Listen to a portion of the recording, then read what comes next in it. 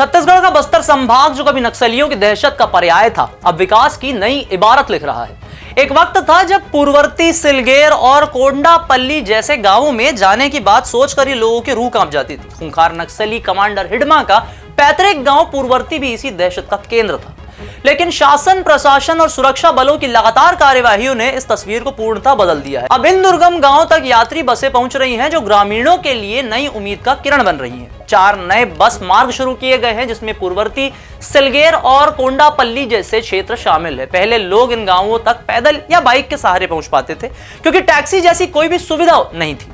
लेकिन अब सुरक्षा बलों के कैंप स्थापित होने और सड़क के निर्माण कार्यों ने इन क्षेत्रों को जिला मुख्यालयों से जोड़ दिया है। सुकमा और बीजापुर जैसे सर्वाधिक नक्सल प्रभावित जिलों में यात्री बसों का संचालन शुरू होना एक ऐतिहासिक कदम के रूप में देखा जा रहा है। अब कहां तक यात्री बसें जा रही हैं, क्या है उनकी अहमियत, करेंगे सभी जानकारी आपसे साझा। नाम हमारा आशीष गुप्ता और आप देखना शुरू कर चुके हैं INS 24/7 डिजिटल। बस्तर संभाग में यात्री बसों के 4 नए मार्गों ने ग्रामीणों के जीवन में क्रांतिकारी बदलाव लाया है। सुकमा जिला मुख्यालय से पूला, पूर्ववर्ती बोनरपाल, जगरगुंडा, सिलगेर से चासगुंडा तक और बीजापुर जिले के बासगुड़ा से सिलगेर तक बसों का संचालन शुरू कर दिया गया है। इन सड़कों पर पहली बार यात्री बसों का आवागमन शुरू होने से ग्रामीणों को राहत मिली है। पहले इन क्षेत्रों तक पहुंचने के लिए लोगों को तेलंगाना या दंतेवाड़ा के रास्ते से लंबा सफर तय करना पड़ता था। बोरनपाल और जागरगुंडा, किष्टाराम, पूर्ववर्ती, पुसनार, कोडापल्ली, जिदपल्ली, पामेड़, उसूर, पुजारी कांकर, सिलगेर और भेजी तर्रेम जैसे गांव तक यात्री बसें सीधे जा रही हैं। इन बसों ने न केवल आवागमन को आसान बना दिया है, बल्कि ग्रामीणों को शिक्षा, स्वास्थ्य और बाजार जैसी सुविधाओं तक पहुंचाने का मौका भी दिया है। बीजापुर से पामेड़ के लिए सुबह चलने वाली बस आवापल्ली, बासागुड़ा, तार्रेम, चिन्नागेलूर, गुडेम, कोंडापल्ली, जिडपल्ली, करवगट्टा और धर्माराम जैसे गांवों से लेकर गुजरती है, जहां रोजाना बड़ी संख्या में यात्री सफर कर रहे हैं। यह बस सेवा नियर नेल्लानार योजना का हिस्सा है, जिसके तहत नक्सल प्रभावित गांवों को मुख्य धारा से जोड़ा जा रहा है।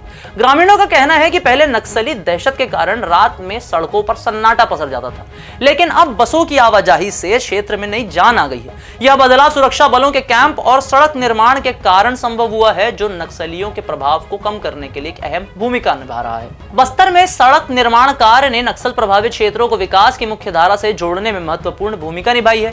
सीमा सड़क संगठन और लोक निर्माण विभाग मिलकर पूर्ववर्ती से हिडमा के गांव तक 185 किलोमीटर सड़क निर्माण कर रहे हैं, जो सुकमा और बीजापुर को जोड़ रहा है। लोक निर्माण विभाग जगदलपुर जोन के मुख्य अभियंता GR राउटे ने बताया कि दोरनपाल से जागरगुंडा तक 58 किलोमीटर और सिलगेर से बासागुड़ा तक 80 किलोमीटर सड़क निर्माण कार्य तेजी से चल रहा है।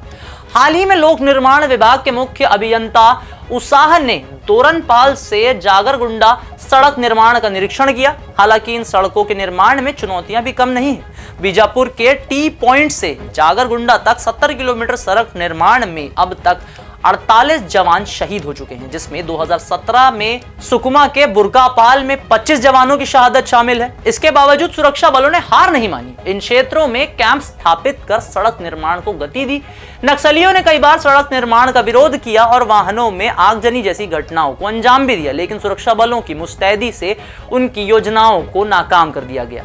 हाल ही में बीजापुर और सुकमा में 22 नक्सलियों की गिरफ्तारी और कई मुठभेड़ों में नक्सलियों के मारे जाने की इन क्षेत्रों में सुरक्षा स्थिति बेहतर हुई है। मुख्यमंत्री विष्णुदेव साय ने 16 अप्रैल 2025 को बस्तर में विकास कार्यों की समीक्षा करते हुए कहा कि नक्सलवाद को 31 मार्च 2026 तक समाप्त करने का लक्ष्य रखा गया है और इसके लिए सड़क और परिवहन जैसी सुविधाएं अहम है। बस्तर में यात्री बसों और सड़क निर्माण का यह नया दौर न केवल आवागमन को आसान बना रहा है, बल्कि नक्सल प्रभावित क्षेत्रों में शांति और विकास की नींव भी रख रहा है। पूर्ववर्ती सिलगेर और कोंडापल्ली जैसे गांव जो कभी नक्सलियों के गढ़ की रूप में देखे जाते थे, अब बसों की आवाजाही और सड़कों के विस्तार से बदल रहे हैं।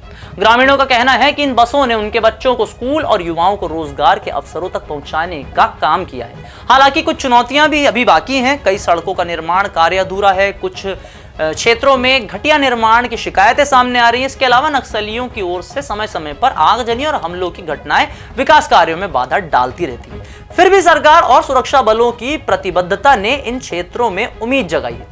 बस्तर ओलंपिक्स और बस्तर पंडुम जैसे सांस्कृतिक आयोजनों में ग्रामीणों की भागीदारी दर्शाती है कि लोग नक्सलवाद से दूर होकर विकास की मुख्य धारा से जुड़ना चाहते हैं।